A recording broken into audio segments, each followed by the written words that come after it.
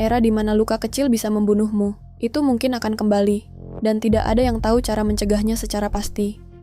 1928, Fleming pergi liburan, lupa tutup cawan petrinya. Saat kembali, jamur sudah membunuh semua bakteri di sekitarnya tanpa sengaja.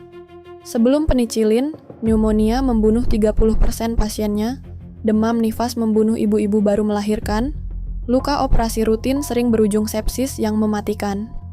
Perang Dunia Kedua memaksa produksi massal penicillin. Ratusan ribu tentara selamat dari infeksi luka perang yang di setiap perang sebelumnya sudah pasti mematikan. Di pidato Nobel 1945, Fleming memperingatkan langsung, tidak sulit membuat mikroba resisten terhadap penicillin di lab, tinggal beri dosis kurang. Fleming bilang lebih spesifik, gunakan dosis cukup, habiskan sampai selesai, jangan beri ke orang yang tidak butuh. 3 aturan sederhana yang kita langgar semua. 1947, hanya 2 tahun setelah peringatan Fleming. Bakteri resisten penicillin pertama terdeteksi di Rumah Sakit London, persis seperti yang diprediksi. 1950 sampai 1960-an, antibiotik dijual bebas tanpa resep di banyak negara. Orang beli saat merasa sakit, berhenti minum saat merasa membaik. Kondisi sempurna untuk evolusi resistensi. Cara bakteri jadi resisten. Antibiotik bunuh hampir semua bakteri. Yang bertahan membawa mutasi langka. Mereka berkembang biak. Seluruh populasi baru kini kebal. Eksperimen evolusi Lenski membuktikan E. coli berevolusi dari sensitif ke resisten dalam hitungan jam. Bakteri membelah tiap 20 menit. Evolusi yang butuh jutaan tahun. Di hewan terjadi dalam hari. 70 tahun kemudian, setiap kelas antibiotik yang pernah ditemukan sudah ada strain resistennya. Setiap satu tanpa pengecualian, dan ini sudah terdokumentasi lengkap. Bakteri yang resisten tidak berdiam di rumah sakit. Mereka sudah ada di daging yang kamu beli di supermarket, di air minum, di tubuhmu sendiri, sekarang. MRSA berawal dari bisul di kulit. Sesuatu yang dulu bisa diselesaikan dalam 3 hari dengan antibiotik. Sekarang, di beberapa kasus, tidak ada antibiotik yang bekerja. MRSA bermula di rumah sakit, tapi sekarang ditemukan di sekolah, gym, pantai. Community-acquired MRSA menginfeksi orang sehat tanpa riwayat rawat inap. Bakteri tidak butuh bereproduksi untuk berbagi gen resistensi.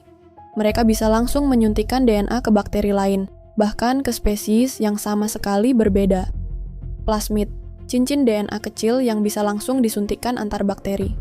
Satu plasmid bisa membawa resistensi terhadap 5-6 antibiotik sekaligus. Sekali transfer, bakteri langsung kebal banyak hal. NDM1, enzim yang membuat bakteri kebal hampir semua antibiotik yang ada, termasuk carbapenem. Antibiotik last resort yang digunakan saat semua pilihan lain gagal.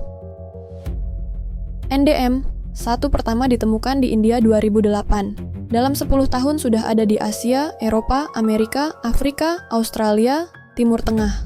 6 benua, tidak ada yang kebal perjalanannya. 70% dari seluruh antibiotik yang diproduksi di dunia tidak pergi ke rumah sakit. Mereka pergi ke kandang ternak, diberikan setiap hari bukan untuk mengobati, tapi untuk mempercepat pertumbuhan. Dosis rendah setiap hari justru kondisi paling sempurna untuk mengevaluasikan resistensi. Tidak bunuh semua bakteri, hanya yang lemah. Yang kuat bertahan, berkembang biak, jadi populasi dominan. Bakteri resisten dari feses hewan masuk ke tanah lewat pupuk kandang, ke air irigasi, ke sayuran, tanpa kamu pernah dekat dengan peternakan itu. Studi 2019. Bakteri resisten antibiotik ditemukan di udara sekitar peternakan intensif dalam radius 500 meter. Kamu tidak perlu makan dagingnya, cukup tinggal di dekatnya. Flu disebabkan virus. Antibiotik tidak bekerja melawan virus, tapi tetap menciptakan tekanan seleksi pada bakteri di tubuhmu, membantu melatih bakteri yang bukan target menjadi lebih kuat. Setiap kali antibiotik diminum untuk flu yang tidak perlu, bakteri belajar, dan mereka menyimpan pelajaran itu dalam generasi berikutnya. Kita sudah mengajari mereka selama puluhan tahun. 40 tahun. Tidak ada kelas antibiotik baru yang berhasil dikembangkan sejak 1987. Sementara bakteri terus berevolusi, kita tidak punya senjata baru untuk merespons. Antibiotik tidak menguntungkan. Kamu minum 7-14 hari, selesai. Beda dengan obat tekanan darah atau diabetes yang diminum seumur hidup. Model bisnis tidak mendukung investasi riset. Sejak 2000-an, perusahaan farmasi besar keluar dari riset antibiotik satu persatu. Pfizer, AstraZeneca, Eli Lilly. Pipeline yang tersisa semakin tipis. Antibiotik baru yang muncul di pasaran bukan benar-benar baru. Mereka hanya modifikasi kecil dari kelas yang sudah ada, dan bakteri bisa berevolusi melawan mereka lebih cepat. WHO 2023 mengkonfirmasi 80% antibiotik dalam pipeline pengembangan global hanya derivatif dari kelas yang sudah ada. Bukan solusi, hanya perpanjangan waktu. WHO memproyeksikan 10 juta kematian per tahun akibat infeksi resisten antibiotik di 2050, lebih dari total kematian kanker global saat ini. Review O'Neill 2016. Biaya ekonomi global dari resistensi antibiotik bisa mencapai $100 triliun hingga 2050 jika tidak ada tindakan serius. Lebih dari GDP seluruh negara G7 gabungan. Operasi kanker, transplantasi organ, operasi sesar, kemoterapi, semua bergantung pada antibiotik yang bekerja. Tanpa itu, semua prosedur ini jadi terlalu berisiko untuk dilakukan. Tanpa antibiotik efektif, angka kematian operasi bedah rutin kembali ke level sebelum tahun 1940.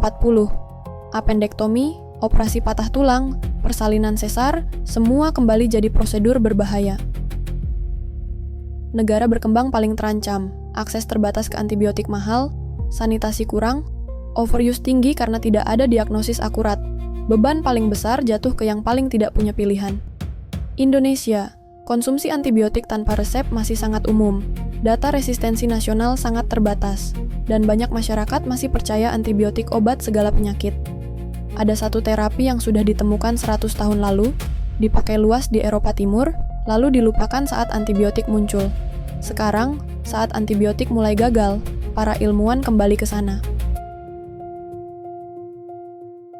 Felix de Herel menemukan sesuatu yang terdengar seperti fiksi ilmiah, virus yang secara spesifik hanya memangsa bakteri, tidak menyentuh sel tubuh manusia sama sekali. Dia menyebutnya bakteriofag. Bakteriofag, virus yang secara alami memangsa bakteri. Ada 10 pangkat 31 di bumi. Lebih banyak dari semua entitas biologis lain gabungan. Mereka sudah berevolusi membunuh bakteri selama miliaran tahun. Saat antibiotik tidak tersedia di Eropa Timur selama Perang Dingin, Georgia dan Polandia mengembangkan terapi phage. Mereka punya bank phage untuk ratusan infeksi berbeda, digunakan secara klinis selama puluhan tahun.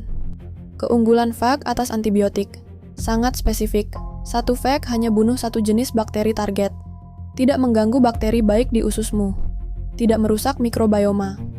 2019, seorang tentara US Navy dengan infeksi MRSA yang tidak bisa disembuhkan antibiotik apapun. Dokternya menghubungi laboratorium phage di Georgia. Pasien selamat. CRISPR-Cas sebagai senjata antibakteri, program DNA untuk menarget dan menghancurkan gen resistensi spesifik di dalam bakteri tanpa merusak sel manusia atau bakteri baik. Antimicrobial peptides dari racun katak, saliva buaya, kulit hiu sudah masuk uji klinis. Mereka menghancurkan membran bakteri secara fisik. Jauh lebih sulit bagi bakteri untuk berevolusi melawan serangan fisik. Paradoks terbesar terapi phage. Virus ini ada di alam bebas, sulit dipatenkan. Tanpa paten, tidak ada monopoli. Tanpa monopoli, tidak ada insentif investasi besar dari farmasi. Paradoks terbesar krisis ini, solusinya mungkin sudah ada, tapi sistem ekonomi yang kita bangun tidak mendukung pengembangannya. Kita bisa kalah bukan karena tidak ada jawaban, tapi karena jawabannya tidak menguntungkan. Yang bisa kamu lakukan sekarang, jangan minta antibiotik untuk flu atau batuk, habiskan dosis sesuai anjuran dokter, kurangi daging dari peternakan intensif, dukung kebijakan antibiotik bijak. Ini bukan masalah individual. Bahkan kalau kamu pakai antibiotik dengan sempurna, kesalahan satu orang di sisi lain dunia tetap berdampak padamu. Ini masalah koordinasi kolektif global paling urgent di abad ini. Terakhir kali kamu minum antibiotik, untuk apa?